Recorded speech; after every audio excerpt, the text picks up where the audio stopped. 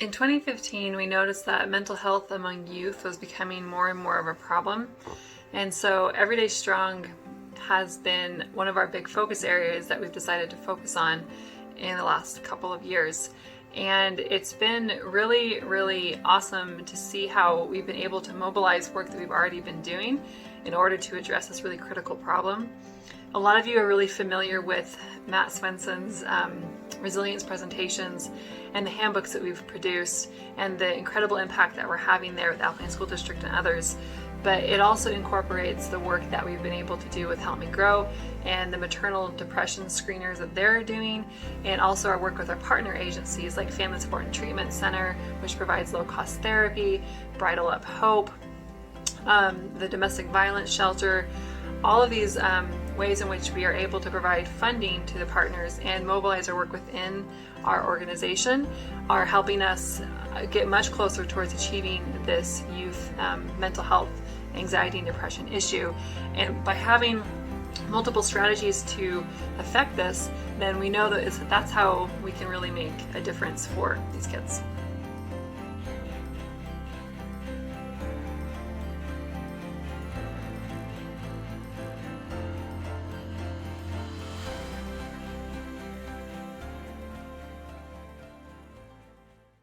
Help Me Grow has had a great year.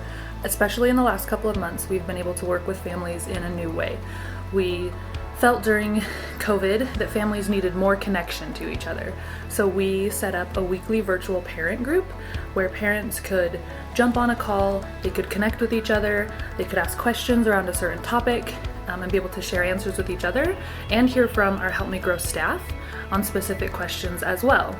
This has been a great way for parents to build connections, and it's something that we're going to continue even beyond now.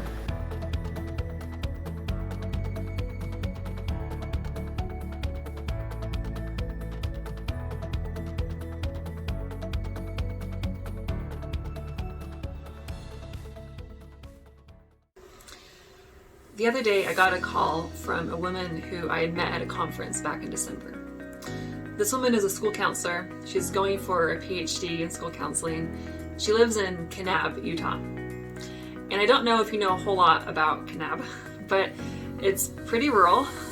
And she herself has several children who are special needs, and they needed a psychiatrist of some kind.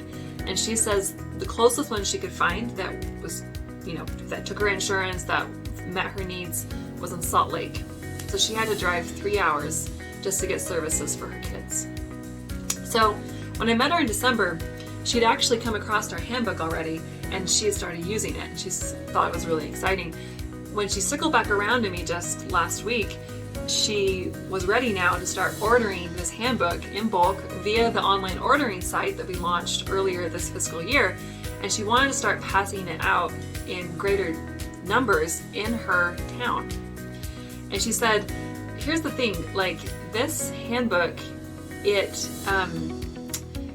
meeting a need that we otherwise couldn't meet and here in our rural community. And the story was really, really meaningful to me because this is exactly the dream that we had as an organization, that you as a board, that our panel of experts, that Dr. Swenson, that Bill, that we all brought to the table when we said, let's make Everyday Strong. And what is really, really cool about this is that in a lot of ways, we've had some really great accomplishments this year. I would say Everyday Strong has had a banner year in a lot of ways.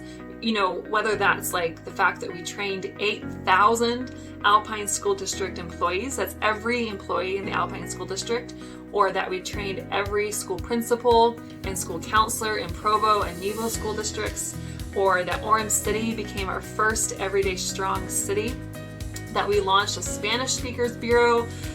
There are so many things that we accomplished, right? Tasks that we checked off our list, but you still kind of think to yourself okay, great, so we trained 8,000 employees, right? What next? What happens as a result of that? But what I'm seeing is that this is a movement that's building.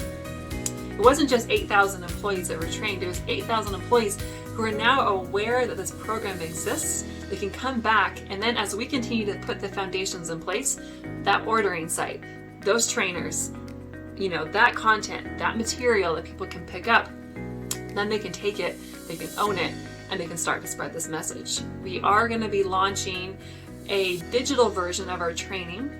This you can do from your computer. You can do it from any device that you have. It won't require people to gather, which is ideal right now during this time. It'll also help people not feel like they have to, go out of their way to a whole nother event at night. They can just do it on their own time. This is another foundational piece that will help Everyday Strong keep spreading. We're looking at partnerships with the Department of Human Services and Mental Health, together with Davis County Behavioral Health, to start expanding Everyday Strong, possibly partnering with the United Way in St. George to start expanding Everyday Strong.